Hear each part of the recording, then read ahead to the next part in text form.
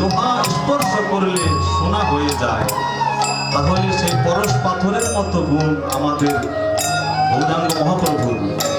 কিন্তু এক নাগরিক বলছে যে কি করে হয়, কিন্তু পরশ পাথরে লোহা ছোঁয়ালে সোনা হয়, কিন্তু ওই সোনায় কি আর সোনা হয়? আর তো হয় না। আমার গৌরের কত গুণ, গৌরের কাছে যে আসে সে তো ভক্ত হয়েই যায়, আবার সেই ভক্তের কাছে যে আসে সেও ভক্ত হয়ে যায়, সেই ভক্তের কাছে যে আসে সেও ভক্ত হয়ে যায়। এই জন্য গৌরের সাথে এই কোনো তুলনা হয় না পরশ পাথরে। আরেক নাগরিক বলছে আছে আছে, তুলনা হবে না কেন? তুলনা হয় যেমন কামধেনু কল্পতরু। কামধেনু যেমন চাইলেই যেমন দুগ্ধ দেয়, কল্পতরু যখন চায় তখনই ফল দেয়।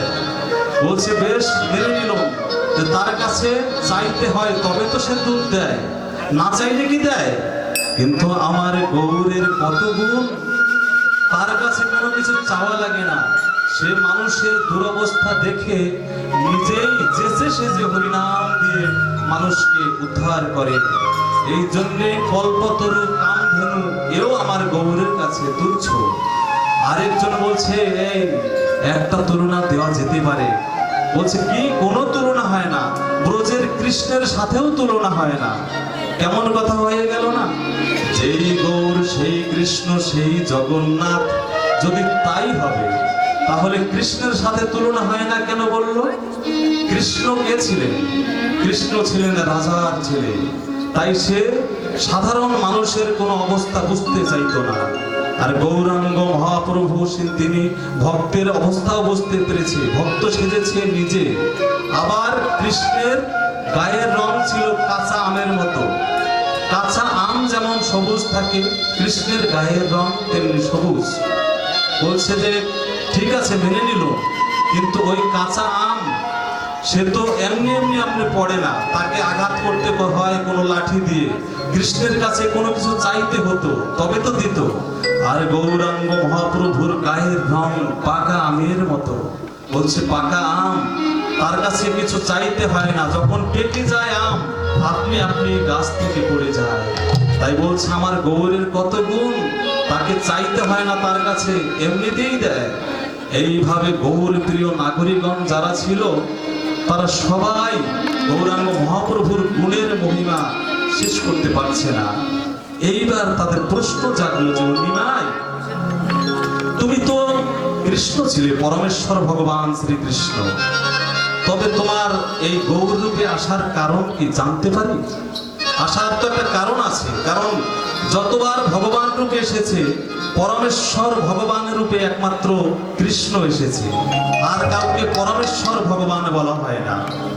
এইবার নগর নাগরিক যারা ছিল নদিয়ার সবাই বলছে অনিমাই, তুমি কৃষ্ণই তো থাকতে পারতে, কেন গৌর রূপে আসলে? তোমার এই আগমনের কারণ জানতে পারি? সহজেই কি নিমাই উত্তর দেবে? তাই তারা প্রশ্ন করছে, তুই কেনে গৌর হলি রে কানাই, তুই কেনে গৌর হলি, তুই কেনে গৌর হলি রে কানাই, তুই কেনে গৌর হলি। ও তোর কালো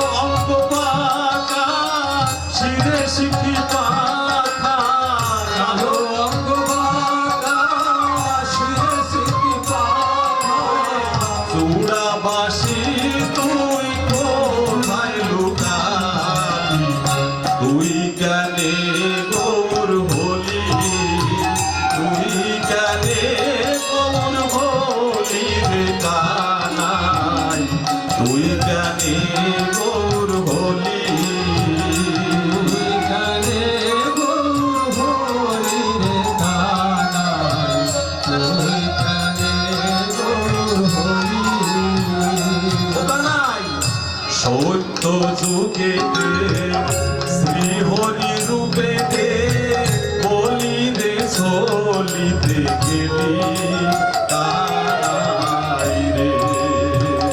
সত্য যুগে যুগে বলি মহারাজ অত্যন্ত দানবীর ছিল। তার দানের এই পরিক্রমা ভক্তির বহিঃপ্রকাশ পরীক্ষা করতে গোবিন্দ গিয়েছিলেন।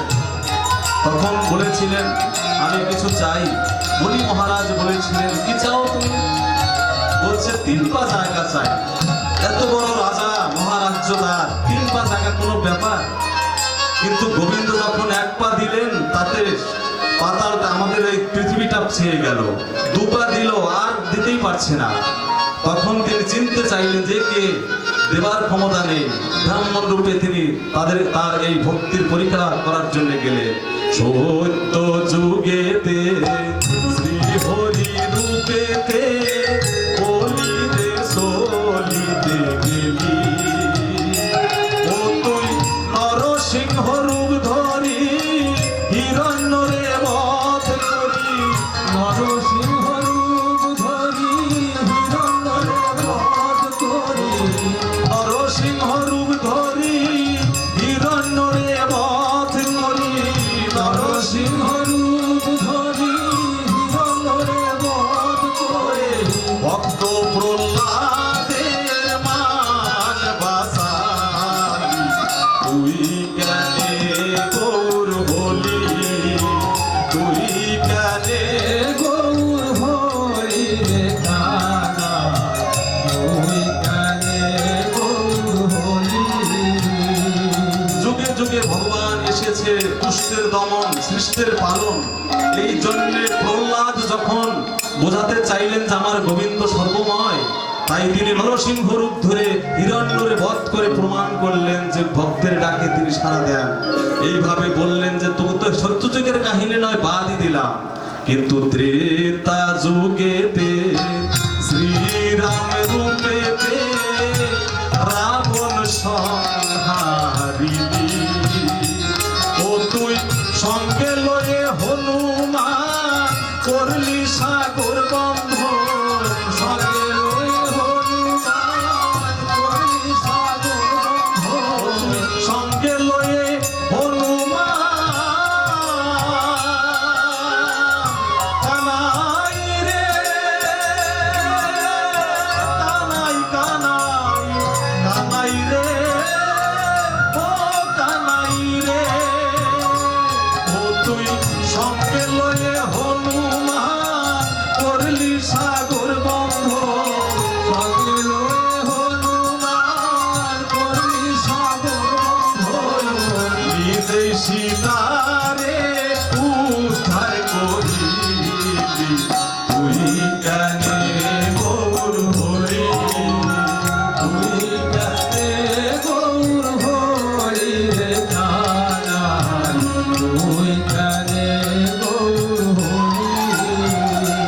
কানাই, সত্য ত্রেতা বাদ দিলাম। ওই যে দাপর যুগেই তো তোমার অনেক কাহিনী আমরা জানি। দাপর যুগেতে নন্দের ঘরেতে মাখন চুরি করে খেলি। কানাই রে, দাপর যুগেতে নন্দের ঘরেতে মাখন চুরি করে খেলি। ও কানাই, তোমাকে বৃন্দাবনের মাখন চোর বলতে আর কাউকে জেনে না, একমাত্র তোমাকেই জানে যে বৃন্দাবনের মাখন চোর সেই কানাই। আপনারা বলেন তো, যার বাবার 9 লক্ষ ধেনু, 9 লাখ গরু, তার কি আর ক্ষীর সারা নগরে দধি দুগ্ধের অভাব আছে? তার কি চুরি করা লাগে? কিন্তু তিনি কেন চুরি করতেন? চুরি করার কারণ ছিল যাদের জিনিস চুরি করে খাইতেন তারা যখন তৈরি করত ক্ষীর ছানা নবনী, সেই ব্রতাঙ্গনা ব্রতবাসীরা যখন তৈরি করত তখন চোখের জলে জলে ডাকতো যে গোবিন্দ, এই যে নবনী তৈরি করছি তা যেন তোমার সেবায় লাগে। তোমার সেবায় যদি নাই লাগে তাহলে আমাদের শ্রম বৃথা। তারা চোখের জলে কেঁদে কেঁদে তৈরি করত। কিন্তু পরমেশ্বর ভগবান শ্রীকৃষ্ণ তিনি তো চিনতে দেবে না তাদের যে আমি সেই কৃষ্ণ। তাই তিনি তার সখা যারা ছিলেন শ্রীরাম, সুদাম, দাম, বসুরাম, তাদেরকে বলতেন যে ভাই দেখ, বেকুল হয়ে তারা তৈরি করছে আমাদের জন্য। ওই নবনী খেতে হবে কি করে? চুরি করে খেতে হবে, যাতে তারা দেখতেও না পায়, আবার তাদের মনোবাসনা পূরণ হয়। তাই তিনি তাদেরকে নিয়ে লুকিয়ে লুকিয়ে খেতেন। কিন্তু কৃষ্ণের মা যখন তাকে মারতো, কান ধরতো, তখন কিন্তু সে সত্য কথাটা বলে দিত যে মা আমি চুরি করিনি। এ কথা কৃষ্ণ বলতো যে আমি কিন্তু চুরি করিনি, ওরা আমাকে ডেকেছে তাই আমি ওদের নমনই খেয়েছি। কিন্তু মা কি তা শুনতো? মা শুনবে কেন? মা তো তখন চিনতে পারে না যে আমার ছেলেকে। একমাত্র ব্রহ্মাণ্ড ঘাটে যখন বিশ্ব ব্রহ্মাণ্ড দেখিয়েছিল কৃষ্ণ, তখন তো তার মা চিনতে পারে আমার ছেলেকে, সাধারণ ছেলে নয়। এর আগে তো আর জানতে পারে নাই। এই জন্য কৃষ্ণর এই সত্য কথাটাও নবদ্বীপবাসী অর্থাৎ নদিয়াবাসী যারা নিমাইয়ের পার্শ্বদ ছিল তারা বলছে, নিমাই সত্য কেতানায় বাঁধি দিলাম, দাপর যুগেতে নন্দের ঘরেতে মাখন চুরি করে খেলি কানাই। দাপর যুগেতে নন্দের ঘরেতে মাখন চুরি করে খেলি। ও তুই জন্মিলি দেবকীর ঘরে, মারা কিলি যশোদারে।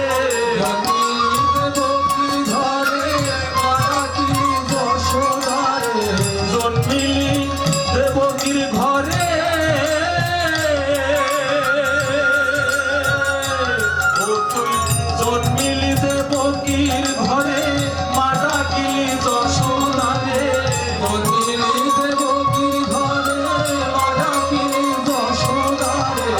রাখাল বেশে কোলে ধেনু চরালি, তুই কেনে গৌর হলি। তাৎপর্য কি? জন্মিলি দেবকীর ঘরে, মা ডাকিলি যশোদারে। যশোদারকে কেন মা ডাকতে হলো তার? আপনারা এই যে পালা কীর্তনে শোনেন ধরা সতীর পালা, সেই ধরা সতীর সেই দিন শোধ করতে কৃষ্ণ মা ডাকলেন যশোদারে। এই কথাটি আমি এর আগের বারেও বলে এসেছিলাম যে ধরা সতী সে গোবিন্দের অত্যন্ত ভক্ত ছিল, কিন্তু তার ভক্তি পরীক্ষা করার জন্য গোবিন্দ ব্রাহ্মণ রূপে গেলেন তার আঙ্গিনায়। কিন্তু ব্রাহ্মণকে সেবা দেবে বা কোনো কিছু সেবা করাবে এমন কিছুই ছিল না তার। এইবার তিনি কি করলেন? তিনি গেলেন দ্বারে দ্বারে ভিক্ষা করতে যে আমি কিছু সেবা করাতে পারি কিনা এই ব্রাহ্মণকে। যদি ব্রাহ্মণ অভুক্ত চলে যায়, তার চেয়ে পাপী আমি আর হতে পারি, আমার চেয়ে হতভাগা কে হবে? কিন্তু ওই দিন গোবিন্দের লীলা তো, তাই কেউ তাকে কোনো ভিক্ষা দিল না। ভিক্ষা না পেয়ে সে মনের কষ্টে যমুনার জলে প্রাণ বিসর্জন দিতে যায়। দৈববাণী হয় যে ধরা তুমি মরো না, তুমি বাজারে যাও, বাজারে গিয়ে সেখান থেকে চাল এনে অন্ন রন্ধন করে অতিথি সেবা করাও। দৈববাণী শুনে সে বাজারে যায়। বাজারে গিয়ে দেখে এক দোকানদার, সব মুদি দোকানদার সেই দোকানে পেতে বসে আছে। সেই দোকানদারও কিন্তু সাধারণ কেউ নয়, শিব ঠাকুর দোকানে পেতে বসে আছে। ওখানে গিয়ে যখন উনি চাল চাইলেন যে আমার তো টাকা নেই, আমাকে একটু বাকি চাল দেওয়া যায় কিছু, অতিথি যে আমার বাসায়, আমি কি করতে পারি? তিনি বললেন যে বাকি দেওয়া যাবে না, আমি বাকি দিই না, ঈশ্বরের তো সব লীলা। তাই তিনি বললেন কি করতে পারি? দেওয়া যেতে পারে, তুমি যদি দক্ষিণ স্তন কেটে দিতে পারো, তোমার দক্ষিণ স্তন বিক্রি করলে আমি তোমাকে সেই পরিমাণে চাল দিতে পারি। তিনি বললেন যে নারী দেহ দান করেছি স্বামীর ভাই, আমি তার অনুমতি ছাড়া এটা কি করে হয়? তাই তিনি ভক্তির বই প্রকাশ করতে তিনি প্রস্তুত হলেন দিতে। যখন সেই চাল আনবে বলে তিনি স্তনে কেটে দিলেন, তখন কিন্তু তার সেই শরীরে কিছু রক্ত বেঁকেছিল, কারণ রক্ত তো থাকবেই, কেটেছে না। এইবার যখন তিনি বাড়ি আসলেন, রান্না করলেন, অতিথিকে খেতে দিলেন। এবার অতিথি বলছে আমি তোমার এই অন্ন সেবা করব না। কেন? আমি ব্রাহ্মণের ছেলে, তুমি অসুস্থ অবস্থায় আমাকে খেতে দিলে কেন? বলে আমি তো অসুস্থ না, ওই যে রক্তের কথা বলেছে, তোমার গায়ে রক্ত কেন? এখন ধরাসতী বলছে আমি অসুস্থ ব্রাহ্মণ। অতিথি আমি তো অসুস্থ নই, তুমি সেবা করতে পারো। অসুস্থ নই, তাহলে কি হয়েছে? তাহলে তিনি গোবিন্দের লীলা, তখন তিনি শিশু রূপ ধারণ করলেন। গোপালের রূপ ধারণ করে বললেন, আমি তোমার দুগ্ধ পান করে করবো, এরপরে অন্ন সেবা করবো। তখন তিনি সত্য কথাটি বললেন যে আপনার দুগ্ধ, আমার দুগ্ধ যে পান করবে, আমার যে বাম স্তন আছে, ডান স্তন যে নাই, উনি দেখতে চাইলেন, দেখি নাই যে। তখন তিনি যখন দেখাতে চাইলেন, দেখেন তার সেই স্তন ঠিকই আছে, কোনো ক্ষতি হয় নাই। গোবিন্দ তখন বংশী ধরে তিনি তার মুরলিতে টান দিয়ে তিনি দেখালেন, আমি তোমার এই ভক্তি পরীক্ষা করতে এসেছিলাম।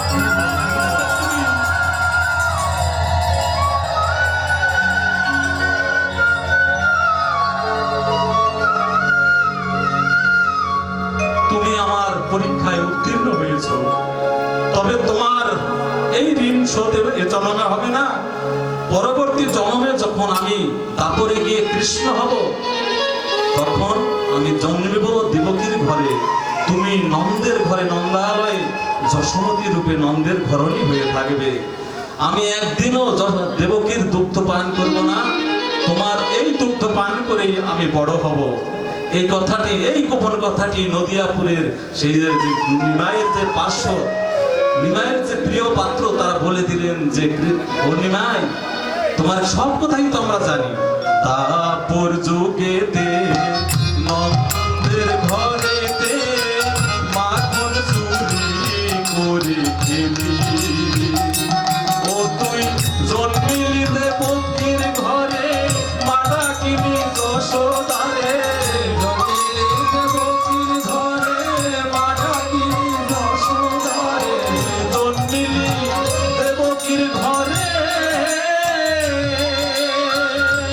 ও তুই জন্মিলি দেবকীর ঘরে, মাটা কিনি যশোদারে, জন্মিলি দেবকীর ঘরে, মাটা কিনি যশোদারে, রাখাল বেশে কোটে ধেনু চরালি, তুই কানে গৌর হরি, তুই কানে গৌর হরি,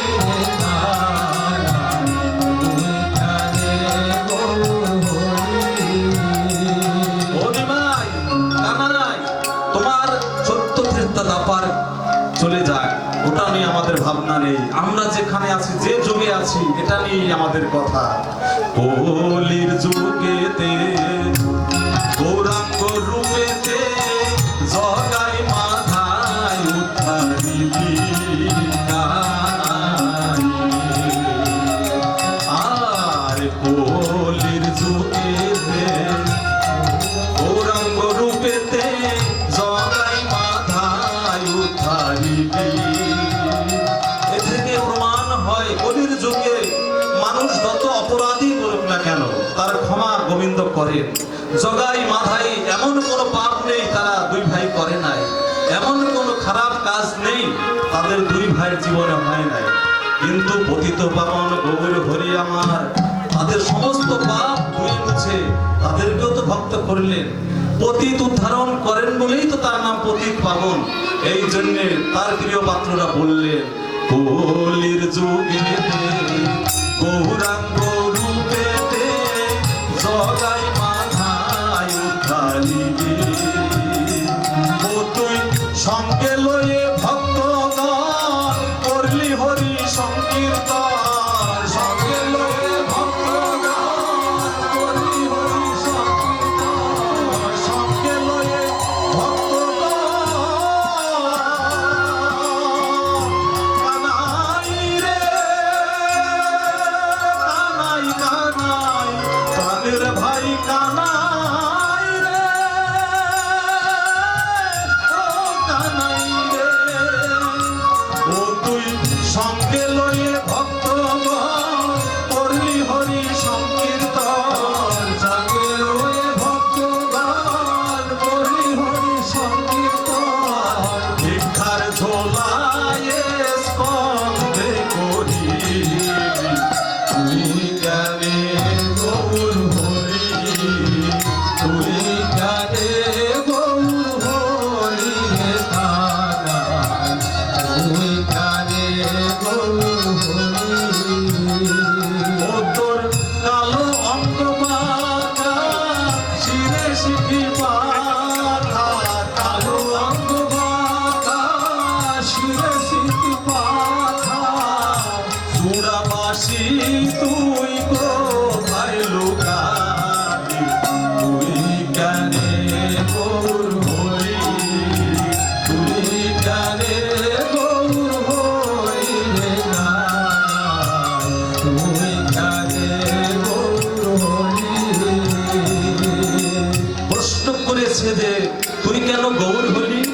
কানাই, কানাই মানে কৃষ্ণ, তুই কেন গৌর হলি? এবার প্রশ্ন যেহেতু করেছে, উত্তর তো তাকে দিতেই হবে। এইবার গৌরাঙ্গ মহাপ্রভু উত্তর দিবেন, কিন্তু একটা তো আর কারণ ছিল না। এই যে গৌর রূপে আসার একটা কারণ ছিল না। এক নাম্বার কারণ ছিল, সখীরা ছিল বৃন্দাবনে, বৃন্দাবনে যত গোপীরা ছিল তারা প্রাণেরও অধিক গোবিন্দকে ভালোবাসতো। মানে সখীদের চেয়ে বেশি ভালোবাসতো এমন আর ব্রজবাসী কেউ ছিল না। তার প্রমাণ অনেক আছে। একবার ভগবান তিনি তার সেই ভক্তি পরীক্ষা করার জন্য তিনি ইচ্ছা করে একটা ছলনা করলেন। কি ছলনা? তিনি মাথা ব্যথা উঠালেন যে আমার বড় শির পীড়ে হয়েছে, গোবিন্দ দেখবেন যে আমাকে কারা বেশি ভালোবাসে, ভক্ত কারা আমাকে বেশি ভালোবাসে। পরীক্ষা, তিনি ইচ্ছা করে মাথায় শির পীড়ে মানে মাথা ব্যথা উঠালেন। নারদ মুনিকে ডাকলেন যে নারদ, আমার প্রচন্ড মাথা ব্যথা হয়েছে, কি করা যায়? নারদ মুনি বললেন, কি করতে হবে বলুন প্রভু? তিনি বললেন যে যদি ভক্তের পায়ের ধুলি দেওয়া যায় তাহলে আমার মাথা ব্যথা সেরে যাবে। নারদ মুনি বললেন, এটা তো কোনো ব্যাপারই নয়, আমি এখনই নিয়ে আসতেছি। তিনি গেলেন, ব্রহ্মলোকে গেলেন, শিবের কাছে গেলেন, ব্রজের অনেকের কাছে গেলেন। অনেকেই ধুলি দিতে চায় যে আচ্ছা ধুলি নেবে, দিব, কিন্তু কি আমাদের এটার কি হতে পারে? বলছে ধুলি দিবে বটে, কিন্তু নরকে থাকতে হবে, কিন্তু জনম জনম দিবে ধুলি। এই কথা শুনে আর কেউ ধুলি দিতে চায় না, যে নরকে যেতে হবে, আমার পায়ের ধুলি গোবিন্দের মাথায় দেবে, মাথা ব্যথা ভালো হবে, কিন্তু আমার নরকে যেতে হবে, আমি ধুলি দেব না। কেউ দিতে চাইলেন না। কিন্তু যখন সখীদের কাছে যায়, যখন প্রজাঙ্গনা ব্রজ এই যে সখীদের কাছে যখন যায়, সখীদের কাছে গিয়ে বলে, দেখো সখীগণ, কৃষ্ণের বড় মাথা ব্যথা হয়েছে, কি করা যায়? যদি ভক্তের পায়ের ধুলি দেওয়া যায় তাহলে মাথা ব্যথা ভালো হয়ে যাবে। সখীরা বললেন যে আমরা ভক্ত কিনা তা তো বলতে পারি না, আমাদের পায়ের ধুলি দিলে কি হবে? তখন তিনি বললেন, হ্যাঁ, ব্রজবাসী যারা তাদের পায়ের ধুলি দিলে তিনি ভালো হয়ে যাবে, তবে কথা আছে, তোমার কিন্তু জনম জনম নরকে থাকতে হবে, দিবে ধুলি?